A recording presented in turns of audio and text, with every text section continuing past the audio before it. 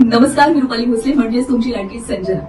जसं तुम्हाला आमच्याविषयी जाणून घेण्याची उत्सुकता असेल तसंच तुमच्या फायद्याचं काय आहे हे सांगण्यासाठी मी इथे आले। आम्ही घेऊन आलो आहोत नव्या मुंबईला जोडणारा असा एक प्रीमियम कमर्शियल प्रोजेक्ट। सिरियसली सहज परवडेल असा पण तरीही मॉडर्न इन्फ्रास्ट्रक्चर असलेला हा प्रोजेक्ट आहे।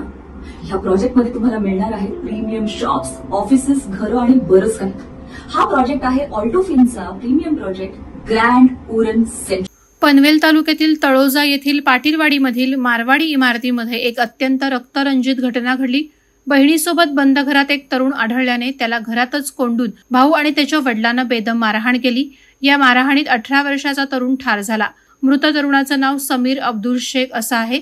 देवीचा पाडा येथे राहणारा समीर हा रविवारी दिनांक 2 जून रोजी दुपारी 3:30 वाजण्याच्या सुमारास त्याच्या मैत्रिणीला भेटायला तिच्या घरी गेला होता।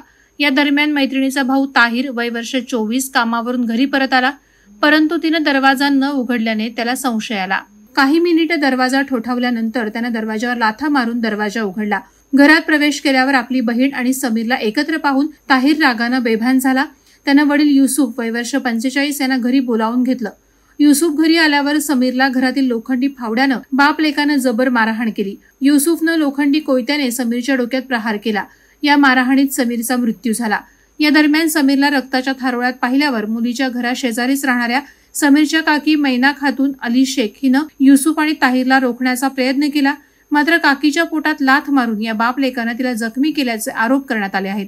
या प्रकारानंतर तळोजा पोलीस ठाण्याचे वरिष्ठ पोलीस निरीक्षक अविनाश काळदाते यांनी घटनास्थळी भेट देऊन युसुफ आणि ताहिर या बाप लेकाविरुद्ध हत्येचा गुन्हा नोंदवून त्यांना अटक केली आहे। याबाबत पुढील तपास तळोजा पोलिसांमार्फत सुरू आहे। वादळवारा लाईव्हसाठी न्यूज ब्युरो, नवी मुंबई।